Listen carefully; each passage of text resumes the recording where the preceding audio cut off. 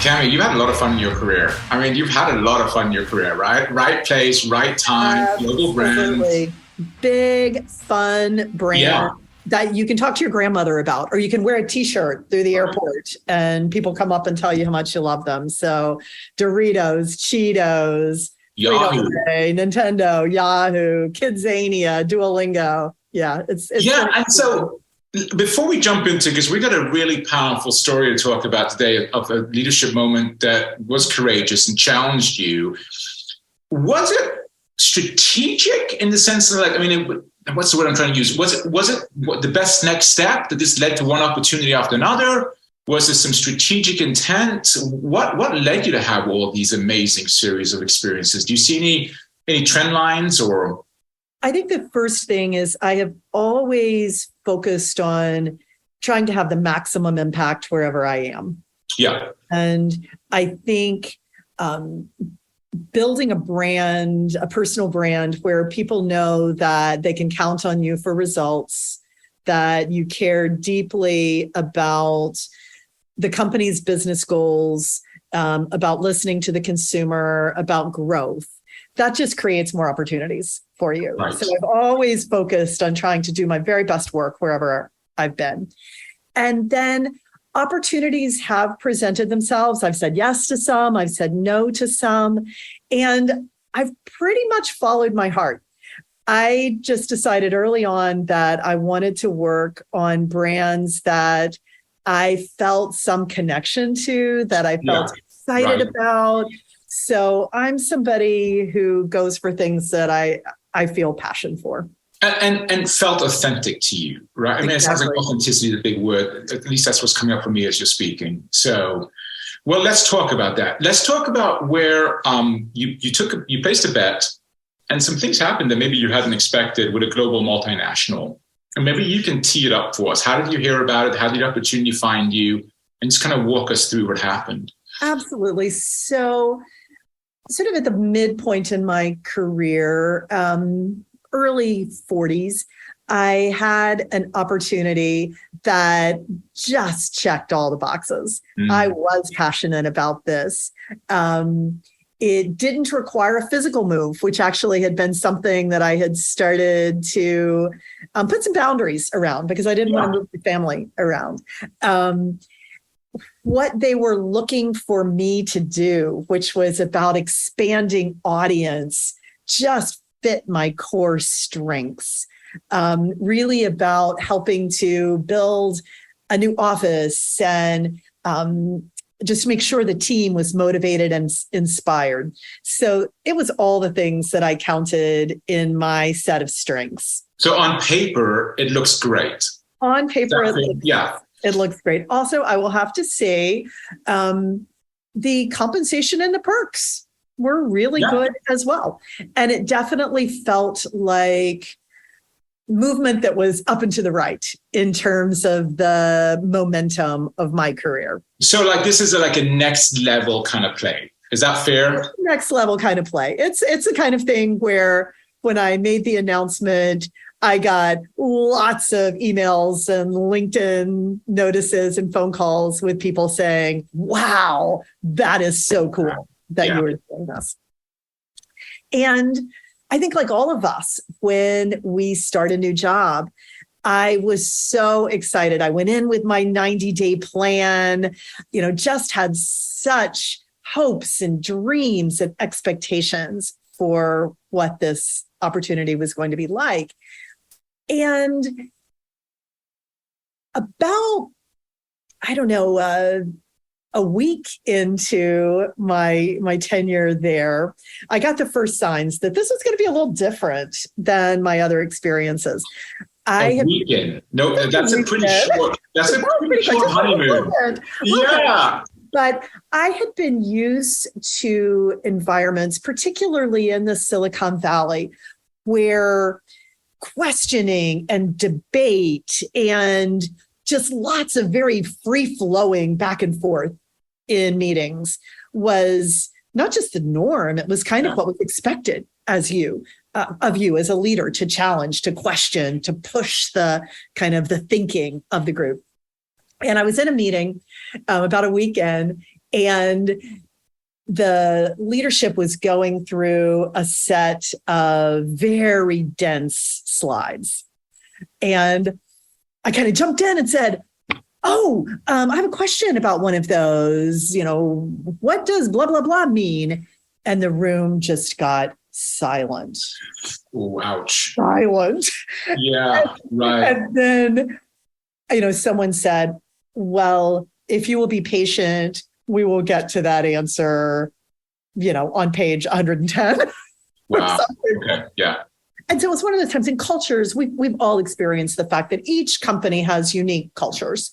And, this was a cultural norm for them where it was much more of a sit and listen, hold your questions to the end, which there's nothing wrong with that. But that was just a very different experience than I had in the past. So that was the first signal. And then maybe about 5 or 6 months in, I was presenting at a industry conference, and it was a closed door, Vegas rules, kind of what gets said stays. It wasn't a big stage. It was a public gathering. In an intimate environment. An intimate environment. Yeah. And I was really excited about sharing with colleagues there some of the things that we were doing to expand the audience in the industry. Yeah. And I had sent my presentation to the senior execs, global company. So it had gone up through the ranks here in North America, but sent it to the team overseas. Yeah.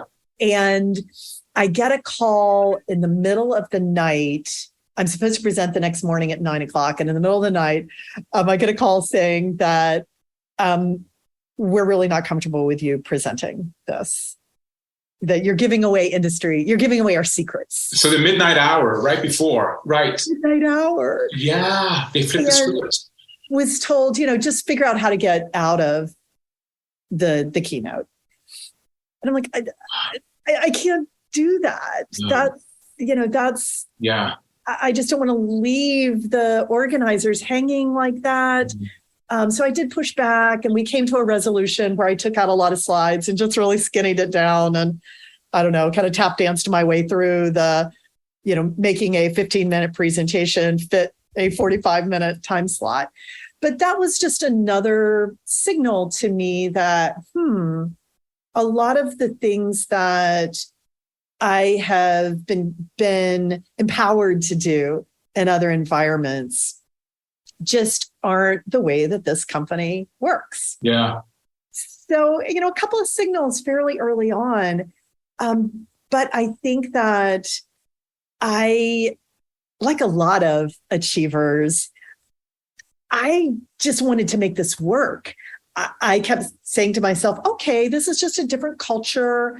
I need to adjust my style, and it's good for me to expand my toolbox, learn how to, have success in a different environment. I'll just work hard to cram my round self into this square peg. Right. I don't want to quit. And also, I'm getting paid a lot of money. This is a very prestigious job. I love my team. This is a fun space. There are a lot of things in the plus column, so I'm just going to suck it up. So let's talk about that. I really want the negative column. I love that. Because you went from like a lot of empowered environments into smack into a command and control environment, it sounds like. So that's culture shock. Looking back, how many, when you were talking about, all the reasons you just gave, how much of that was wisdom looking back, and how much of that was rationalization? Oh, I think a lot of it was rationalization. You think so? Okay. Yeah, I think, in my own head, I just kept giving myself reasons why I should just stick with it and make it work. And that I think that the problem was with me rather than with the fit between me and the company. Oh, interesting. Okay. I'm someone who, if you ever done Gallup's Strengths Finder, Yeah. responsibility comes up pretty high in my list. Like I am very loyal by nature. I had made a commitment. I wanted to make it work. Also, I was getting very good business results. So that's interesting. Right. So I just kept feeling like, okay, I just got to like suck it up and figure it out. I don't want to let the company down. I don't want to let my team down. I don't want to let, my family down, who's also excited about this company and my involvement. So I think I rationalized putting my needs very low, and trying to do the right thing for, probably the wrong reasons. Okay, so this is happening. It's happening over a period of time, right? It's kind of like I don't know if this is the right analogy, but like the frog in the water. The temperature's getting hotter, but you keep adjusting, right? Yes. Did it come to a crisis moment, or like a fork in the road where you had to look at some things and you had no choice? It really did come to a crisis moment, and I will say before I get to the crisis moment that I was doing some work with a coach at the time, which I found very, very helpful. Okay. And I definitely found that my energy was being depleted. Okay. And one of the things that she recommended is, hey, you need to find ways to replenish your energy outside of work then. So if you're not getting all of your needs met because you don't feel the level of trust and empowerment and creativity that you have typically felt in your roles, like feed yourself by finding that elsewhere. Okay. So I did figure out ways to supplement, to make it work, to supplement. Yeah. Right. Okay. Yeah. Which was different for me because, work had up until that point really been very central to my identity. And that's where I got a lot of my needs met, was through work. So, but that was a strategy that prolonged my time there. Okay. There for over 3 years. But the crisis moment that hit was that we were looking to hire a very senior person on my team. I had found an amazing, amazing person who had gone through all of the interview process with flying colors, both with the leadership overseas as well as the leadership here. And we were down to a kind of a final conversation where I was, telling her that we wanted to move forward. I was so excited about having her on board. And she shared with me that she was also really excited about this, she was moving her family. It was a big, big decision for her. Yeah, that's a very big decision. That she wanted to make sure that she was just open about the fact that she is Orthodox and pursues kind of Orthodox traditions in her religion that mean that she tries to hold certain times of the week and days sacred. And I probed a little bit about whether that had ever been a conflict at work and with her responsibilities as a pretty senior leader. And she shared examples of how it had absolutely not been a conflict. And she knew that there are times when there's a crisis, she has to attend to the crisis at work, and assured me that there would be no issues. It was an exception to every rule kind of thing. There was, push to the shove. Yeah. I, was super excited about bringing her on board. But then when this came out with HR and with our leaders overseas, they weren't comfortable with that. And they really felt like the demands of this role were such that they just were not comfortable with the situation where she was trying to just honor these parts of her faith. And that they would be, they asked me to rescind the offer. And that was one of those moments, maybe we can call it courage, but to me, it was just like no, this Wrong. is wrong for me. Yeah. Did it catch you off guard?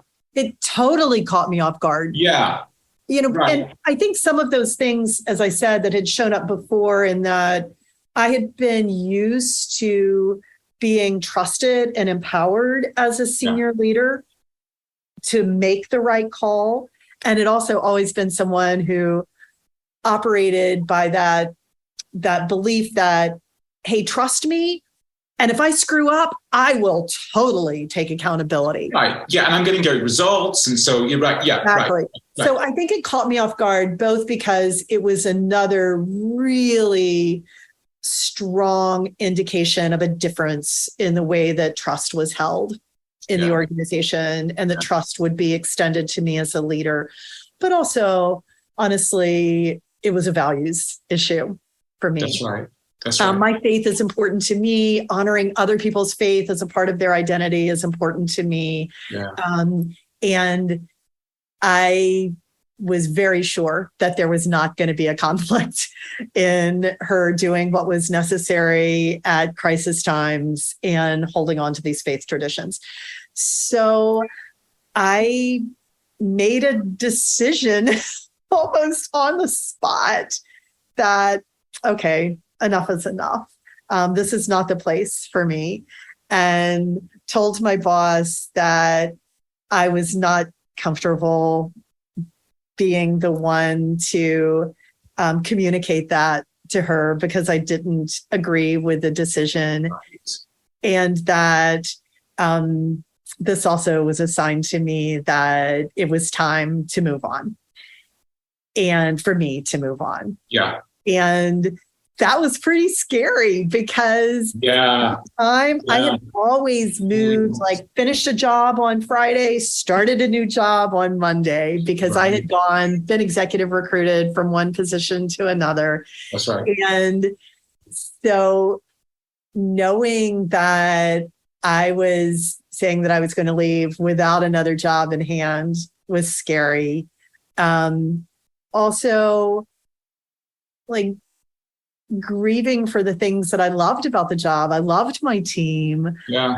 There were parts of the job that were prestigious, that were like externally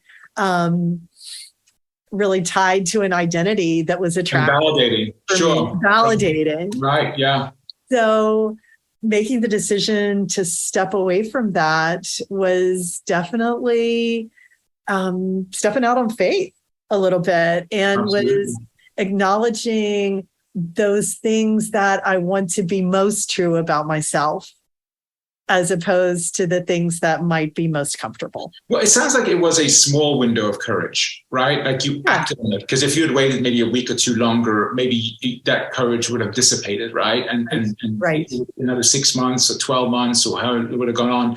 But you decided to take, was the organization surprised by your decision?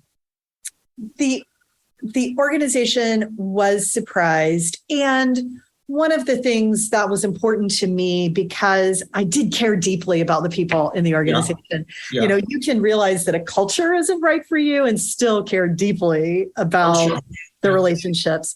And so we managed the communication and the timing such that we were able to mitigate any shock waves. It's the last thing that I would want to do, is to have this be something that caused pain to parts of the organization that really didn't need to feel pain. So people were shocked that I was leaving, because it was a very prestigious job that I was walking away from, but we were able to manage the narrative such that it was as respectful and comfortable to everybody as possible.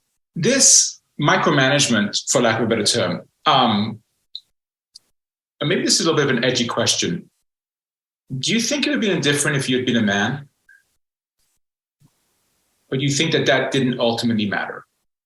I think it might have been slightly different, but I also believe in this case, as a multinational company, a global company that was not headquartered in the US. Yeah.